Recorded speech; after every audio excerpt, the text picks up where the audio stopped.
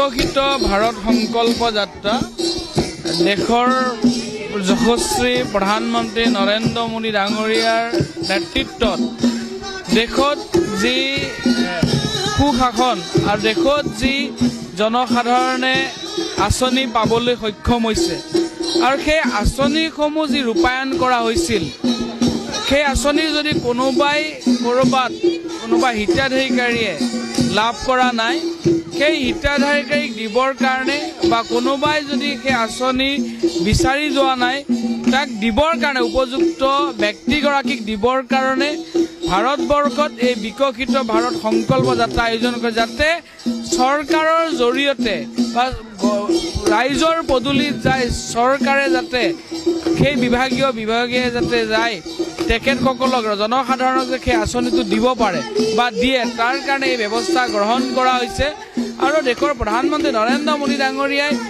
প্ৰতিগৰাকী ব্যক্তিক চুই যোৱাৰ কাৰণে আঁচনি ৰূপায়ণ কৰিছে আৰু প্ৰত্যেকে ইয়াৰ পৰা সুফল লাভ কৰিছে আজি অসমৰ মুখ্যমন্ত্ৰী ডক্টৰ হিমন্ত বিশ্ব শৰ্মা ডাঙৰীয়াই তেখেতেও আমাৰ অসমখনৰ ৰাইজৰ যি দায়িত্ব জনসাধাৰণৰ প্ৰতি যি দায়িত্ব সেই দায়িত্ব 100% পালন কৰিবলৈ সক্ষম হৈছে আৰু প্ৰতিগৰাকী ব্যক্তিক চুই যোৱাৰ কাৰণে যি আঁচনি ৰূপায়ণ কৰিছে সেই দেশৰ প্ৰধানমন্ত্ৰী নৰেন্দ্ৰ মোদী ডাঙৰীয়া আৰু অসমৰ মুখ্যমন্ত্ৰী ডক্টৰ হিমন্ত বিশ্ব শৰ্মা ডাঙৰীয়াৰ যি আঁচনি এই দুইখন চৰকাৰ কেন্দ্ৰীয় চৰকাৰ আৰু ৰাজ্য চৰকাৰ এই আঁচনিসমূহ যাতে ৰাইজে যাতে তাৰ সুফল পায় তাৰ কাৰণে এই ব্যৱস্থা গ্ৰহণ কৰা হৈছে আৰু ইতিমধ্যে এটা পৰিয়ালক হয়তো এখন ঘৰ লাগে এটা পৰিয়ালৰ বিজুলী সংযোগ লাগে হয়তো খোৱা পানী ব্যৱস্থা লাগে অনাময় ব্যৱস্থা লাগে স্বাস্থ্য ক্ষেত্ৰলৈকে বিনামূলীয়া স্বাস্থ্য ব্যৱস্থা কৰিছে বিনামূলীয়া শিক্ষা ব্যৱস্থা গ্ৰহণ কৰিছে আৰু গোটেইখিনিয়ে ইতিমধ্যে প্ৰায় ৰাইজে পাবলৈ সক্ষম হৈছে এইটোৱে সবকা সাথ সবকা বিকাশ এই যি নীতি আদৰ্শ ভাৰতীয় জনতা পাৰ্টি বা দেশৰ প্ৰধানমন্ত্ৰী নৰেন্দ্ৰ মোদী ডাঙৰীয়াই এই চৰকাৰখন চলিছে তাৰ সুফল ৰাইজে পাইছে কিন্তু যদি ক'ৰবাত কোনোবাই পাবলৈ বাকী আছে সেইসমূহক দিবৰ কাৰণে ঘৰে ঘৰে বা ৰাইজৰ পদূলিত চৰকাৰখন গৈছে বা সেই বিভাগীয় কৰ্মচাৰীসকল গৈছে বিভাগসমূহ গৈছে যাতে ইয়াৰ ফল যাতে কোনোবাই যদি বঞ্চিত হৈ আছে কোনোবাই যদি আগবাঢ়ি অহা নাই তেতিয়া যাতে উপযুক্ত ব্যক্তিয়ে যাতে ইয়াৰ লাভ কৰিব পাৰে আৰু আজি খাৰুপেটীয়া যি পৌৰসভা এই পৌৰসভাৰ উদ্যোগত এই কাৰ্যসূচী ৰূপায়ণ কৰাইছে বিকশিত ভাৰত সংকল্প আমাৰ চেয়াৰমেন কৃষ্ণা সাহা ডাঙৰ নেতৃত্বত মই নিজে উপস্থিত আছোঁ আৰু বৰ ধুনীয়াকৈ আয়োজন কৰিছে সঁচাকৈ বহুত ভাল লাগিছে ভাৰত সংকল্প যাত্ৰা ভাৰত চৰকাৰ আৰু অসম চৰকাৰে যি পদক্ষেপ লৈছে এইটো খুব সুন্দৰ এক পদক্ষেপ যিহেতুকে চৰকাৰে কিছুমান পদক্ষেপ গ্ৰহণ কৰে সেই পদক্ষেপ কিছুমান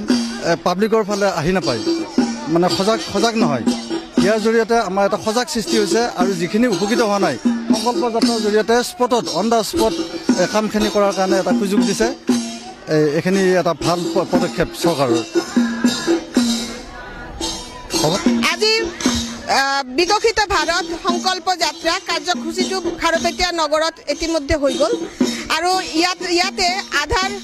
লিংকৰ পৰা আৰম্ভ কৰি PMAY ৰেজিষ্ট্ৰেশ্যন উজালা যোজনা ৰেজিষ্ট্ৰেশ্যন তাৰ লগতে বিভিন্ন কেন্দ্ৰীয় চৰকাৰৰ আঁচনিবোৰ ইয়াতে ৰেজিষ্ট্ৰেশ্যন হৈ গ'ল বহুত নাগৰিক ইয়াতে একত্ৰিত হৈছে যিসকল নাগৰিক এতিয়াও স্কিম পোৱাৰ পৰা বঞ্চিত হৈ আছে সন্মানীয় প্ৰধানমন্ত্ৰী ডাঙৰীয়াৰ তৎপৰতাত আৰু সন্মানীয় আমাৰ ৰাজ্যৰ মুখ্যমন্ত্ৰী ডাঙৰীয়াৰ তৎপৰতাত এইটো হ'বলৈ সক্ষম হৈছে যে যিসকল মানুহ এতিয়া পকা ঘৰ পোৱা নাই বা এনেকুৱা স্কিম এতিয়াও পোৱা নাই ইয়াৰ পৰা ডিমাণ্ড যাব আৰু কেন্দ্ৰ চৰকাৰে অনুমোদন জনাব তো সঁচাকৈ আজিৰ দিনটো আমি